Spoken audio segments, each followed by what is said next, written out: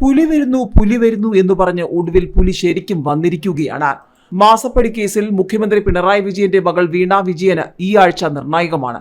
കേരളത്തിലെ LDFനും UDFനും NDAയ്ക്കും ഈ വരുന്ന ആഴ്ച നിർണായകമാണ്. ലോക്സഭാ തെരഞ്ഞെടുപ്പാണ്, വോട്ടെടുപ്പാണ്. പക്ഷേ അതിനേക്കാൾ വലിയ ചോദ്യമായി CPMന് ഇപ്പോൾ മാറിയിരിക്കുന്നത് മുഖ്യമന്ത്രി പിണറായി വിജയന്റെ മകൾ വീണ വിജയനെ മാസപ്പടി കേസിൽ ED ചോദ്യം ചെയ്യാൻ വിളിപ്പിക്കുമോ എന്നുള്ളതാണ്. ഏതായാലും വെള്ളിയാഴ്ചക്കകം വീണയ്ക്ക് ചോദ്യം ചെയ്യലിന് നോട്ടീസ് നൽകുമെന്നുള്ള റിപ്പോർട്ടുകളാണ് ഇപ്പോൾ പുറത്തു വരുന്നത്.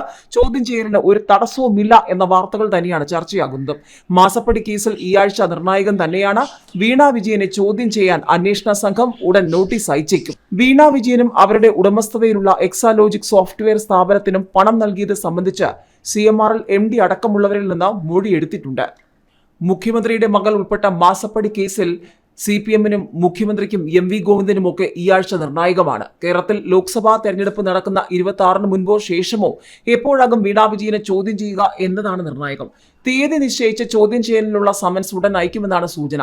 വീണ വിജയനും അവരുടെ ഉടമസ്ഥതയിലുള്ള എക്സാലോജിക് സോഫ്റ്റ്വെയർ സ്ഥാപനത്തിനും പണം നൽകിയത് സംബന്ധിച്ച് CMRL MD അടക്കമുള്ളവരിൽ നിന്ന് മൊഴിയെടുത്തിട്ടുണ്ട്.